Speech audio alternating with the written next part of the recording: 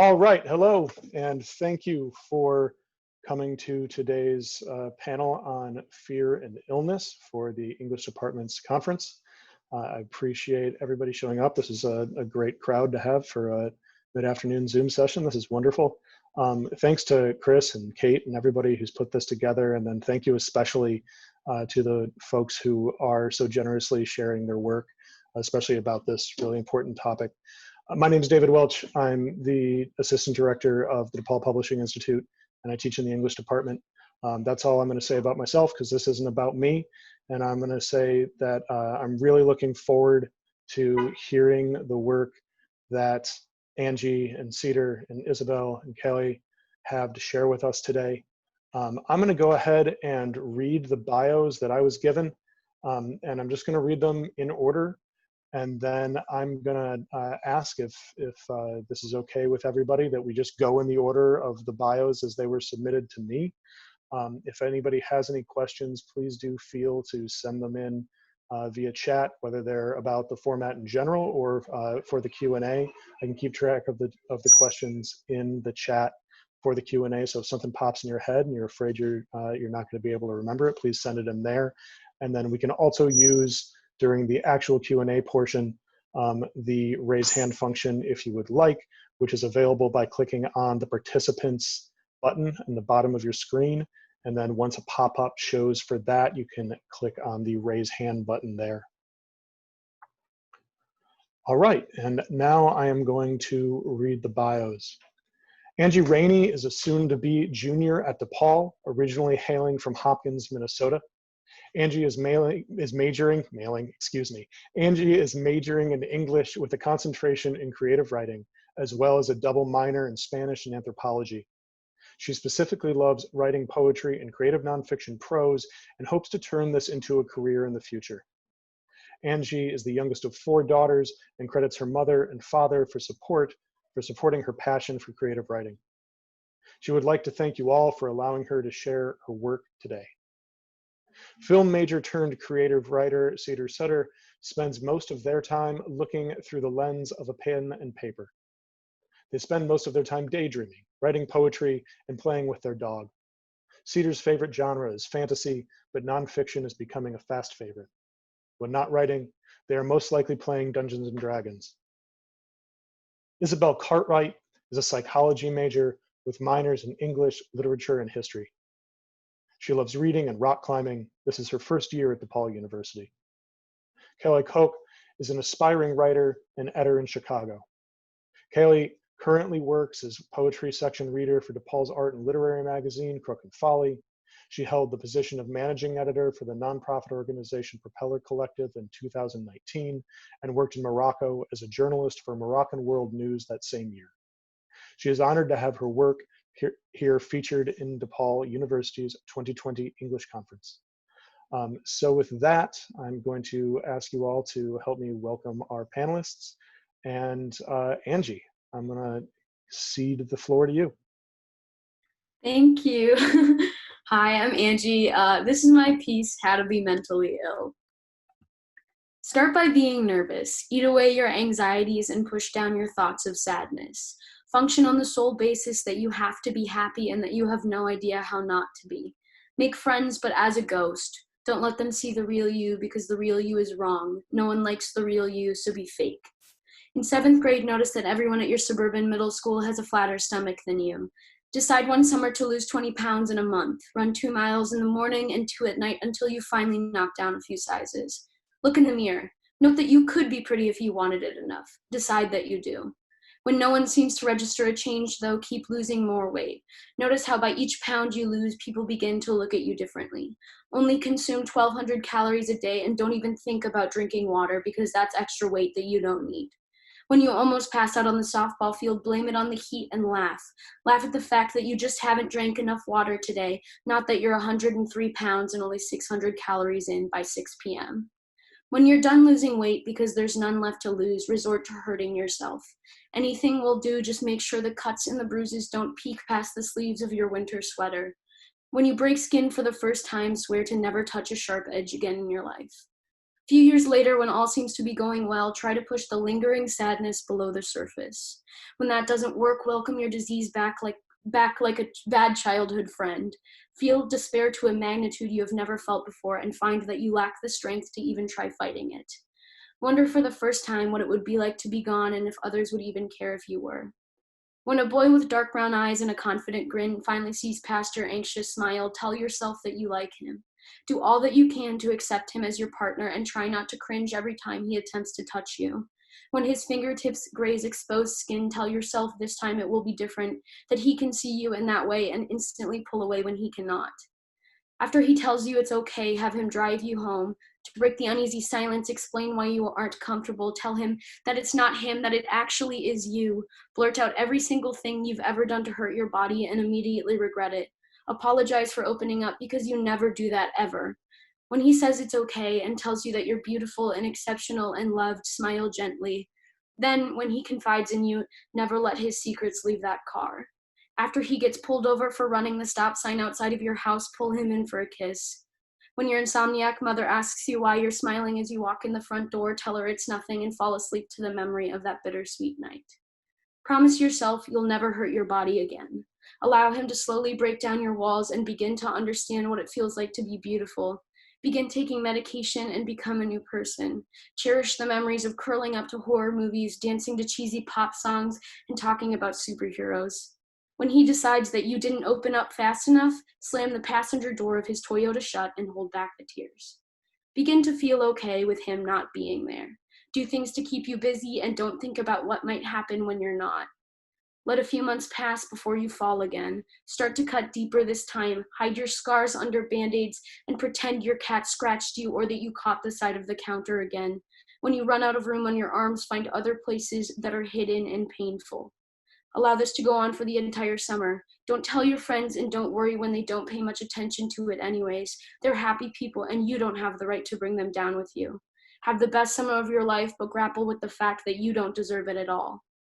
Leave for college and try to stop. 5 years was enough and you're running out of time and energy for this shit. When you get to college, make sure you have a great first few months. Drink with friends, dance in the rain to Mamma Mia on Halsted, join an a cappella group, just finally begin to see yourself as someone who could begin to love it all.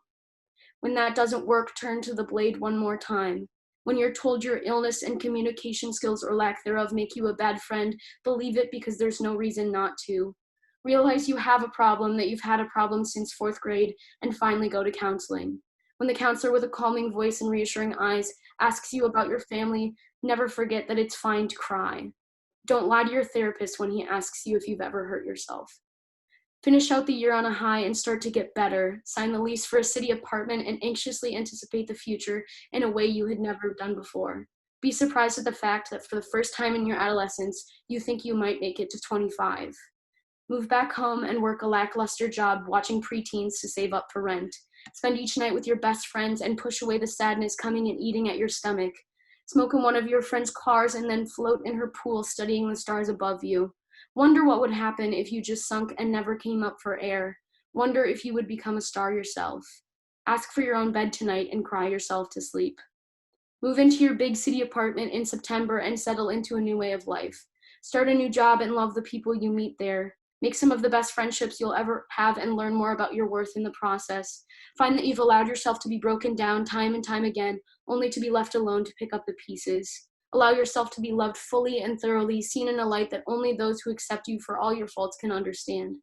Appreciate those who are there for you in the depths of your sadness and in the mania of your highs. Accept that it is hard to be you and don't try to be someone else. Celebrate a year with no self-harm and begin to live a new life. Grow up in the span of months. Appreciate all that your body has done for you and see your scars inside and out in a different light. Fall for a boy who makes you feel like you're wanted for more than a kiss. Laugh and cry and find the pleasure in both. Love the way your mental illness ties you to other people and accept that some will never want to be. See all that you have done, all those you cherish, and understand depression is far less important than these things. Invite your depression and anxiety back and understand that it is a privilege to feel such.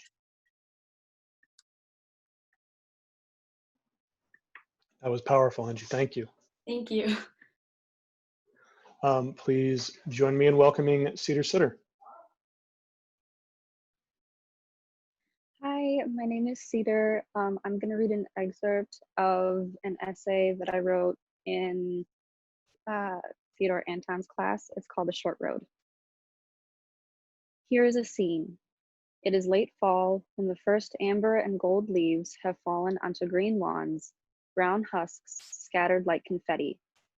To the east, the sky is a bright blue. The western sky is a dark wall of clouds. It smells like it will rain soon, the faintest hint of that fresh breeze only precipitation can usher in. My family's home sits sideways on our own street. The house looks like a puzzle piece that was crammed into the wrong spot. The developers dug the basement facing the wrong way and gave us our own street to live on, never developed further. Cobblestone Court. We are the first house on the court, the road dead-ending just past our sidewalk into a vacant field meant for neighbors before the housing market crashed. My father is dressed for winter, scarf pulled tight around his neck, and I am not wearing shoes. We walk slowly down the driveway, both of us careful not to jostle his IV drip rolling on the cracked pavement. At first, he insists he can manage on his own and only wants my company on this walk, but before we reach the edge of the curb, he clutches my arm, chest heaving beneath his coat. He plans to travel around the block, determined not to let the stitches in his abdomen stop him from completing his goal. In the end, it takes us 20 minutes to walk 3 houses down and back. I help him back inside, muttering an apology when his IV bag nearly falls off its hook, maneuvering the unit up the stairs. He leans heavily on the railing. I can hear the screws creaking when he slides his hand up the worn banister. Only 3 minutes to make it up to his room. I tell him that his nurse will be pleased to hear his progress, that his recovery is going as well as to be expected. He groans sitting in bed, asking me to fetch him some ginger ale. I leave his room, curtains drawn tight, all lights extinguished. When I return a moment later, he is already asleep. I set an alarm for an hour and a half. Hospital patients get hourly visits from their nurses, but I figure there's no harm in letting him sleep a little longer. My sister will be home soon. I clear the table for dinner and take stock of our pantry. Macaroni and cheese will be our main course tonight, and if I can follow directions on the packaging, we will have frozen green beans to feast on as well. My dog, a proper princess of a mutt, herds me through the kitchen as I set to work gathering ingredients and utensils. Rain has begun to rattle against the windows. I do not yet find comfort in storms, so I turn the TV on to the news, an equally depressing source of background noise. The water is not yet boiling, so I check my flip phone for missed messages from my friends. My inbox is empty. The garage door opens and the dog goes ballistic. She thinks it's Mom, but she won't be home for hours. I cancel my alarm because I know my dad is awake again. My sister, 12 years old and fiery, rushes into the laundry room. She yells something over the dog's barking about extra homework because some kid couldn't keep his mouth shut. Abigail sets her backpack on the floor and starts wrestling with Bella, our 10-pound princess. I jog upstairs and ask my dad if he wants or needs anything from the kitchen or if he feels well enough for dinner. I make a mental note to make extra vegetables for him. The water is boiling over when I get back to the kitchen. I tell Abigail that dinner will be ready in 10 minutes and to go wash her hands. She says she did when she got home, but I tell her that since she's been crawling on the floor, she has to again. She rolls her eyes, but does what I ask. She can tell I am too tired to argue today. Here is a scene. 2 girls, the eldest not yet 14, sit on their kitchen counter eating dinner. Their dog begs from the floor, already full of Kraft singles and kibble. They eat quietly, with the news and rain filling the silence between them. One asks if their dad has spoken to Mary recently, and the other wrinkles her nose, shaking her head. The youngest asks when their mom will be home tonight. The eldest says through a mouthful of macaroni that she is working late at her 3rd job and will not be home until they're both already in bed. Each of them pretend they do not hear their father throwing up his meager supper.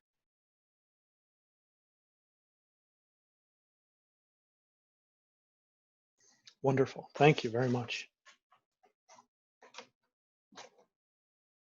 Thank you. That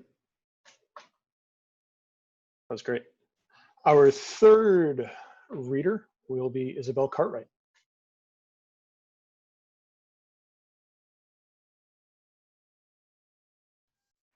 Hi, I'm Isabel, and here's my piece, a moment of absolution. Okay. There are some haunted places that generate their own special atmospheres. Caves which grow cooler as the desert outside broils, cathedrals where light grows so heavy it becomes tangible, beaches that tear down the star-studded night sky and hand it piece by piece to those who would look up. Breathing in these locations is like taking sacrament. To live and witness is to be brought to one's knees by the presence of the unknowable. Freddie is frightened by airplanes. He is frightened by airplanes because he understands that after the moment of takeoff, the atmosphere of the airplane becomes one of these special places.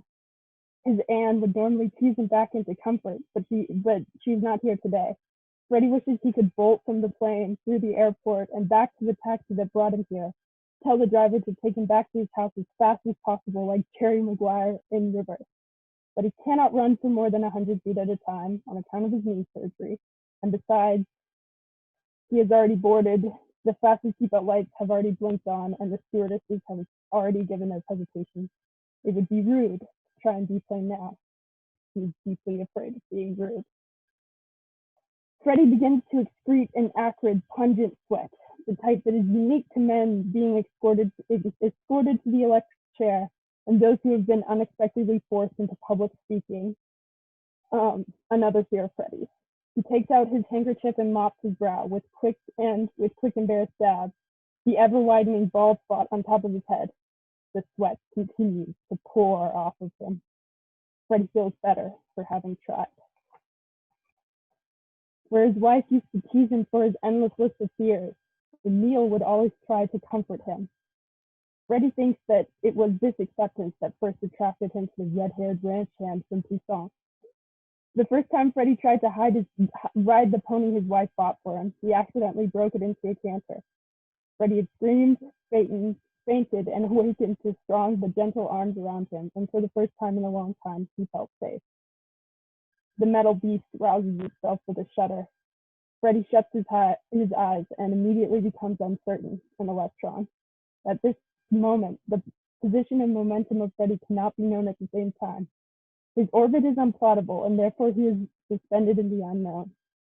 All around him are tiny waves of light, which become particles and then turn back into waves. In the shifting, the light resolves itself into the face of his wife, then the face of his lover. He opens his eyes. The sun is dawning. As it rises, red and foreboding, the lights of the city grow muted and forlorn. But from the window of the airplane, he can only see the infinite white clouds, which are vast enough for contradiction. That was great. I'm noticing a pattern, and I mean this as a compliment to all of you in some of your work that's getting a question going for me to lead off the Q&A in my head. So I'm really stoked by it. Thank you very much, Kelly Koch. You are our fourth reader. Thanks so much for having me, and thanks to those here supporting the English department. So here's my poetry prose piece, Light Support. What do we do when we hear we're plummeting into a pandemic? Panic. Day one of pandemic planning consists of stealing 1 or 2 rolls of toilet paper from your school's vacant bathroom and hearing a security guard yell, "Lady, stop!" after running to the exit and turning around expecting to find handcuffs dangling in your face. Panic is contagious. People tell me to stock up on resources and to clean my counters, scrub my hands, rub my rosary. With Lysol, injecting it might even be a good idea. And to wear gloves, wear a mask, make sure it covers your eyes. Looking at someone might make you a carrier. Numbers are tossed around and gain momentum. Death tolls, the rise of racial slurs, all-time economy lows. This will be worse than the Great Recession. This will be greater than the Great Depression. I thought we learned our lesson. I thought we were bound for success, but we are repressed, and I am depressed. My coping with depression guided meditation says, imagine yourself enveloped in a light. What light? The neon red on storefronts that flickers the letters CLOSED, the wash of white fluorescent on flushed doctors, nurses, fearful patients, the blinding blue police lights that block off streets and barricade us in so that we can keep breathing, because the only lights I see are the red, white, and blue ones that stream high in the sky, but patriotic ego is not the answer for a cure. If there is no light today, then how can there be light tomorrow? but my meditation guide reassures me, shh, shh, you will be okay. And I think of all the things I never thought I'd miss: the smell of piss and beer on the L train in the morning, being pushed and shoved and shouted to get out of the way in rush hour. I miss getting in the way. I miss stepping in cloudy puddles of God knows what, thinking there's still nowhere I'd rather be, looking at tall buildings and admiring what it is to live freely. But most of all, I miss watching the sun sink under Lake Michigan and smear gold on the Chicago skyline, that warm, tangible light smearing on me. And I think I understand what light my guide was talking about. Not a light, but a feeling. The same feeling when you touch the warmth of someone else. We are social creatures and we need social contact to survive. In my own meditation video, I would say, imagine a warm light spread from your fingers as you reach to connect with another's who stand 6, 8, 10 feet away, and mouth to one another, you will be okay.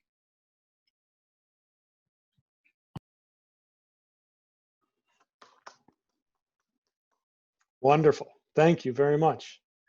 I would like first to open the floor to folks who are attending the panel, attending the reading, and ask if any of y'all have questions for our readers.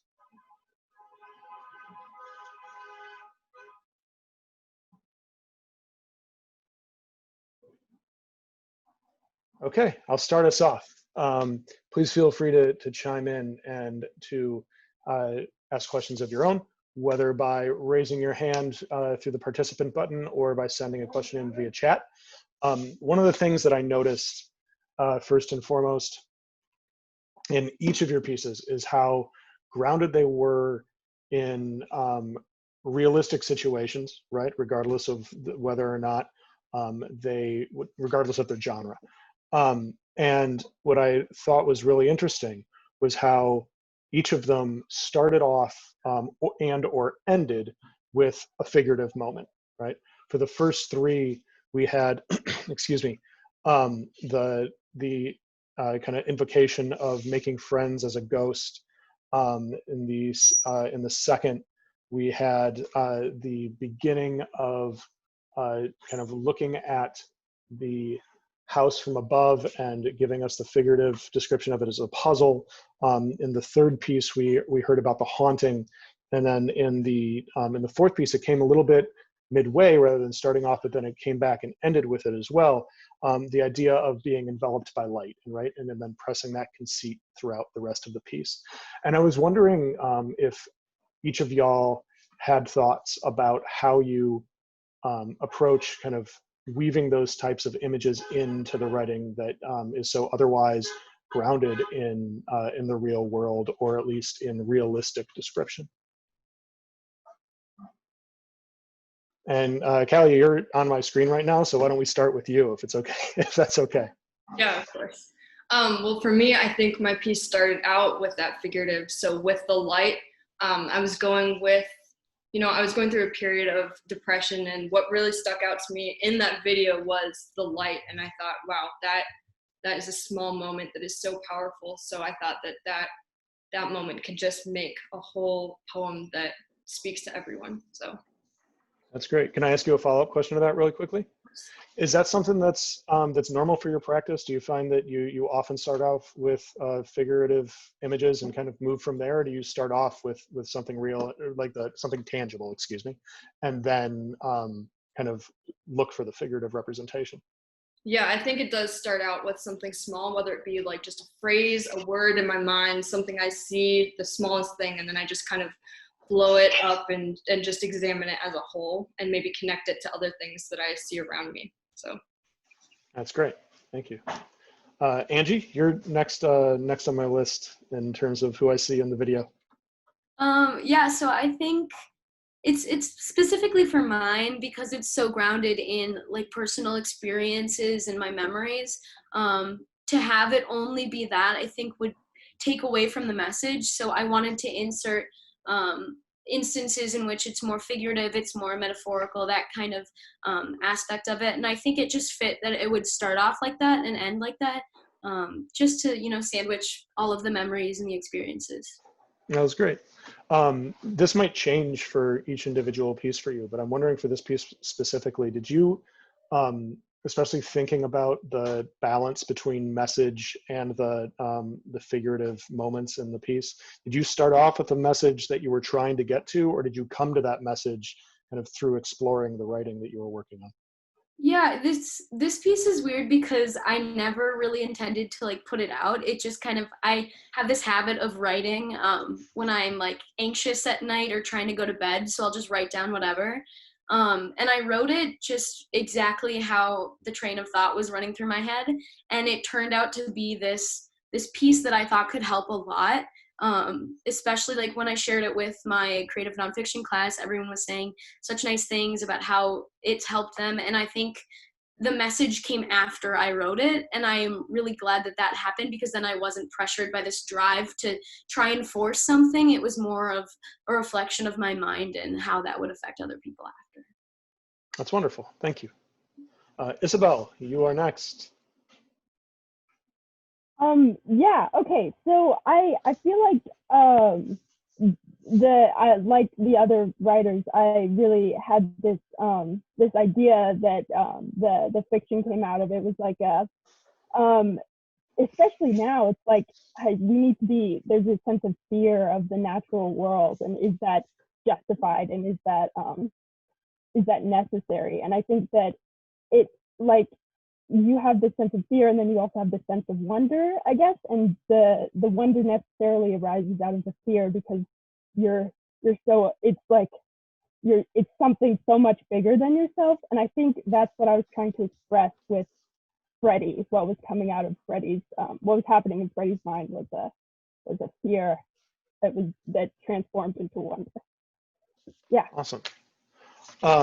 It's interesting that you say that sense of wonder. Is that something that you feel like you approach throughout your work, or is that idiosyncratic to this piece? Well, I think it's idiosyncratic to this piece, because I read something recently about just AI and how we don't have this, we have this sense of like we are in control of this world through our technological mastery of like, and how we can control and manipulate the natural world. But even our own manipulation of the natural world, in this AI thing that I read about,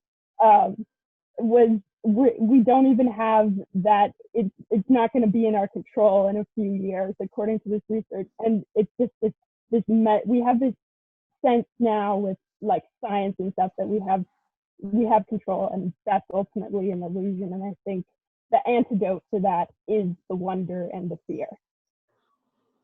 I like wonder as antidote. Yeah. Right on. Thank you. Yeah, no problem.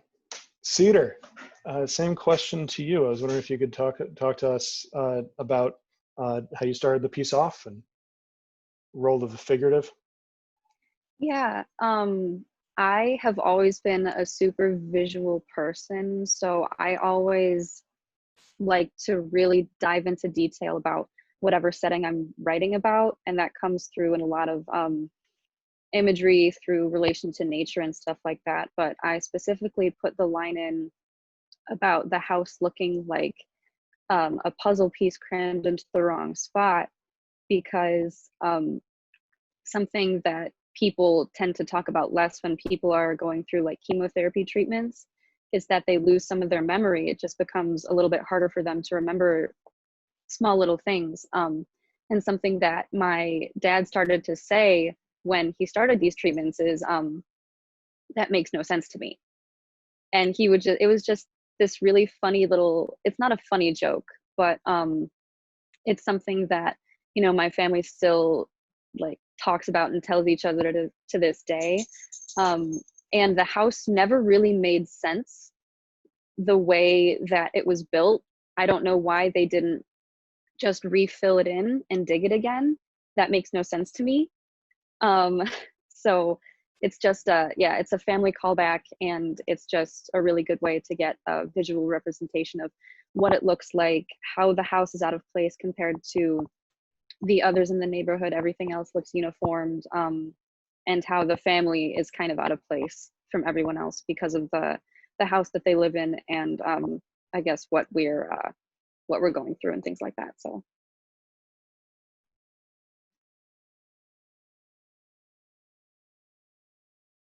Thank you. Sorry, I didn't realize that well, I did realize, but I forgot that I had muted myself. Can I open the floor up to some other questions? I don't want to monopolize our writer's time.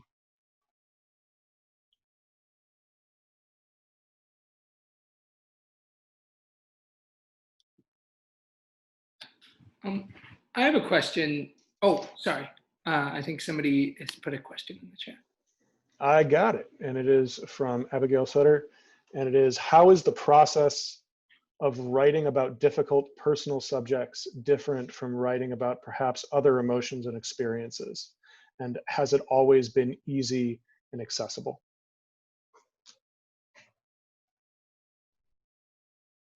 Angie, can I turn to you first, since you're nodding and your screen is directly next to mine? Yeah. Cool. It's not easy. I don't think it's ever been easy to talk about it, let alone write about it. But I think writing about it helps you be able to, open up and even explore these emotions within yourself. And so I think tackling, issues such as mental illness or, death or sickness, they're different because you have to tap into this part of yourself and part of your brain that you try to shut off a lot of the time. Whereas like if you're writing about an experience that's completely detached, it's not as vulnerable and raw. And I think, at least for me, it's not always been easy, but it's always been something that I've worked to getting to. And so, yeah, I would say that would be my answer for that. Awesome. Thank you very much. Isabel. I am in awe of people who can write about like creative nonfiction well. That's never been my strong suit. I'm much more interested in increasing the amount of, I guess, facade between me and the real world than tearing it down. But I think, I don't know if that's the right response, especially now when self-examination seems to be so like necessary, and yeah, so I am impressed. I'm very, very in awe of people who could do that. Right on. Thank you. Cedar. Pass the baton to you. I think for me personally, it's a little bit easier to write about difficult topics when there's that separation of time between events, because the scene I wrote about, that was when I was around 13 or so, and I'm 21 now.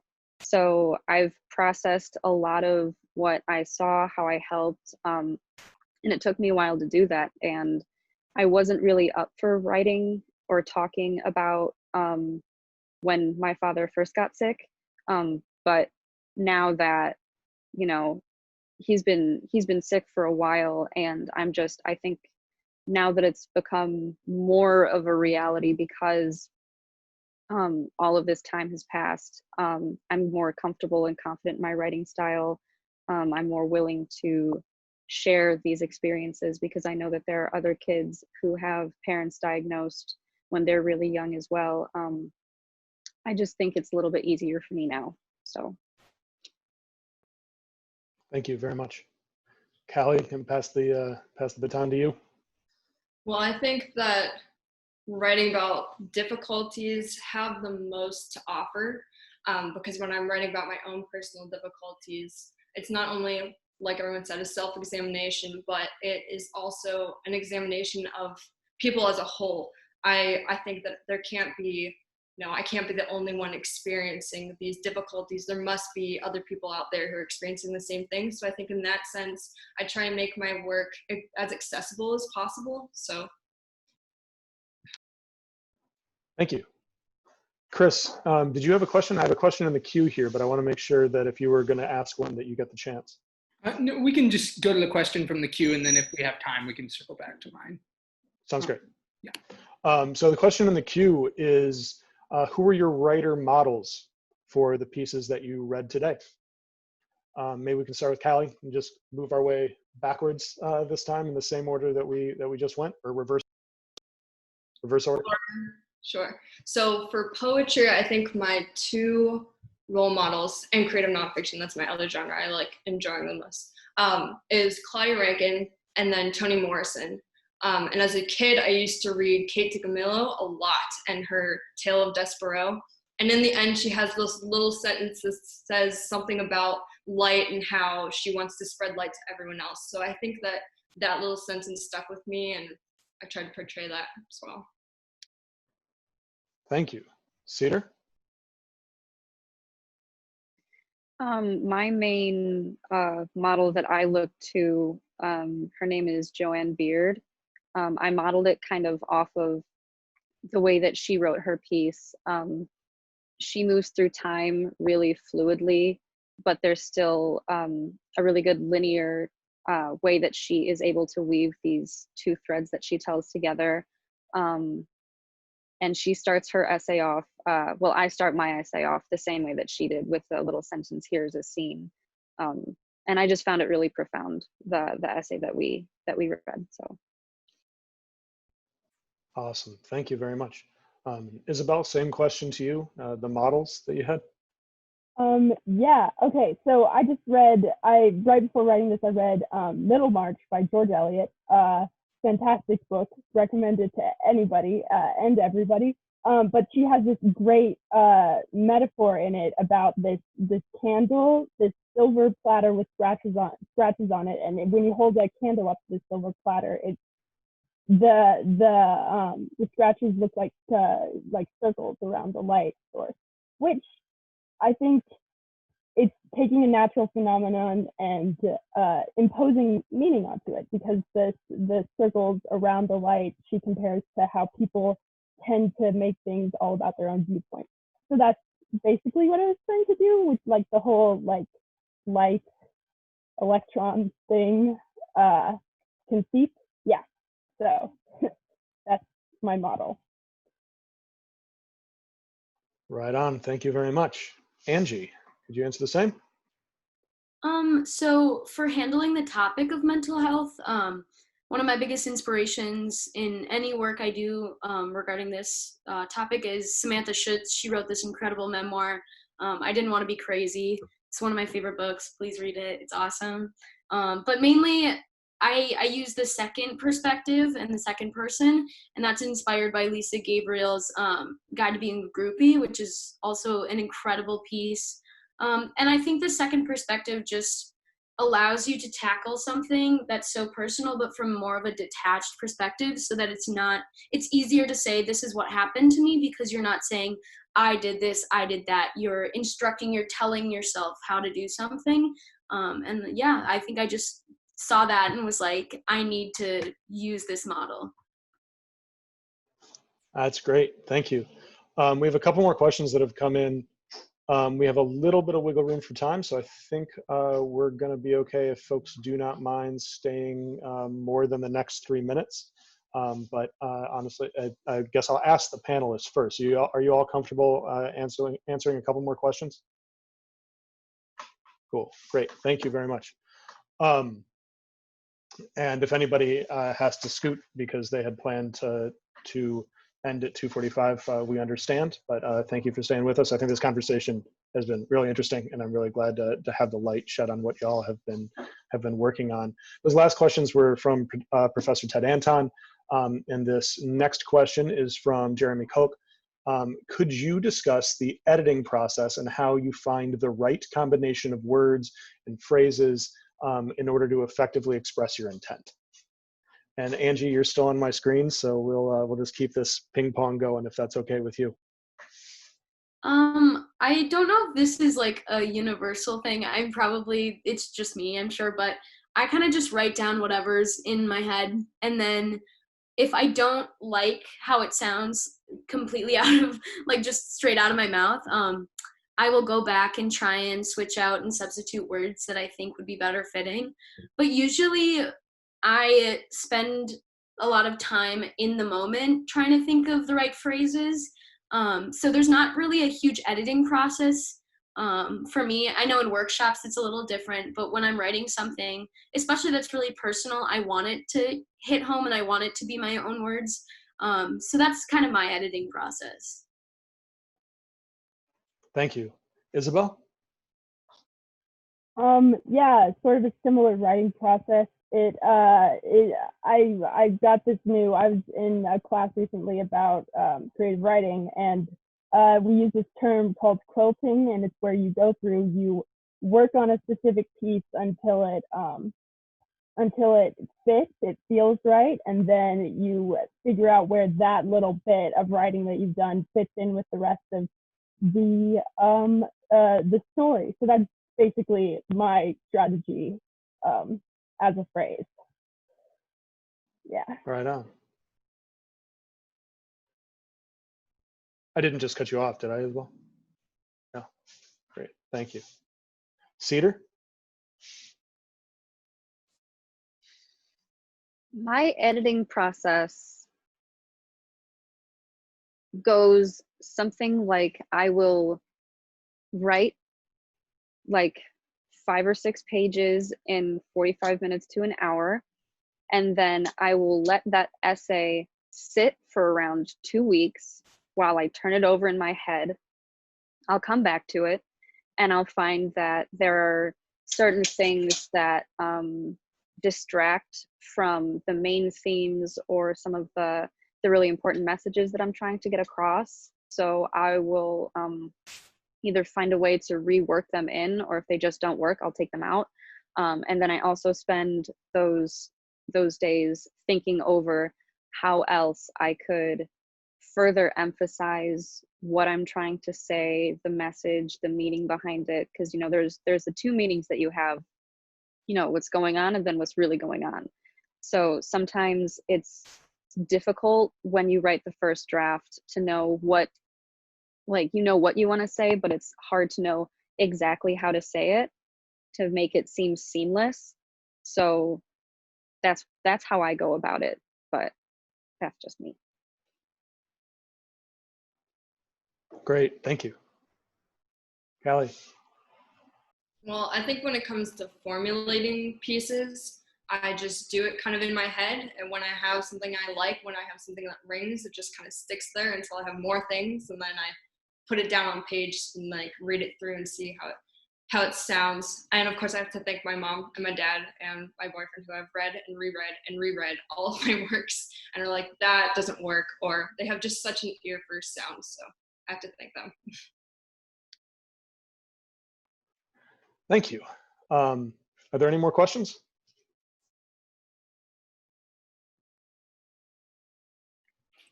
Chris? Yeah, I'll go ahead and ask my question if nobody else has one. So thank you all for coming. First of all, it was really fun to put you all together in this panel. And this is one of the panels that I've been really thinking about a lot in the past couple weeks. And I've been wanting to ask you, like, we designed this panel and I was like, oh yeah, this is sort of the perfect panel for COVID, like going on. Like, so I wanted to see how your view of your pieces has changed, if it has, in this time. Like, we called the panel Fear and Illness. Like, this is a time where fear and illness are just sort of abundant. And like, has your opinion about your piece changed in any way, or has it stayed the same? And like, do you think it's, like, what do you think the use is of writing about fear and illness for this time?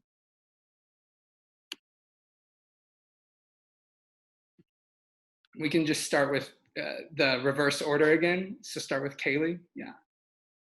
Okay, well, I think at the time that COVID was really prevalent, I think that my piece just rang true with me. But now I think that COVID has kind of taken the back seat.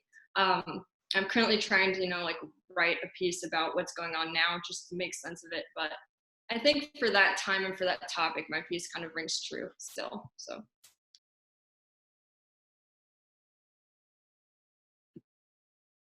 And then Cedar? Sorry, I forgot the order that we were going in. I apologize. I'm not sure if my opinion of it has changed at all. I do know for a fact that sudden illness is really scary. And, it's so easy to, contract COVID-19 and then you're just gone, So when my dad got his diagnosis, we were told that, it was really aggressive, that, we should have hope, but we shouldn't have too much hope. And he has been fighting for 8 years, and you see all of these people in the ICU who have been treated since, early March. They're just getting out, spending months and months with these fevers and these coughs, and God knows what their lungs look like afterwards, And I was scared when I was younger, and I think the only thing that I really would change about this is to try and put some more of that fear in there. It's very matter of fact, it's very monotone. So I don't know if there's a lot of room for that emotion to come through, but that's my one takeaway. Maybe relate those two events through that aspect of fear. Thank you, Cedar. Isabel? I know I said something earlier about how the fear and the wonder are interconnected, but I'm realizing now I've written a piece about airline travel, and I'm trying to pretend like it's really helpful. Right now, don't go on airplanes, guys. That's not a good idea. I think it was like, I'm looking at it now and I'm thinking, am I subconsciously talking about escaping from quarantine with this piece or something? I think there's it's obviously it has this backdrop of COVID panic, and I think fear is important, I guess. Thank you. Yeah. Angie? I think it's so easy nowadays with everything going on.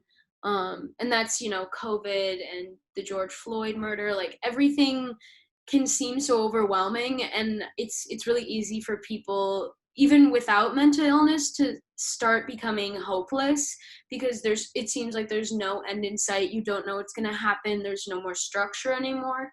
And I think as horrible as horrible as that is, it's a little, I think pieces that reflect this fluctuating mindset will help us in the long run try and cope with our emotions. And so I think my opinion hasn't changed on my piece, but I know even I in quarantine and in isolation have struggled with thoughts of sadness, when I look at the news and see all of this hatred and all of this fear that's going on.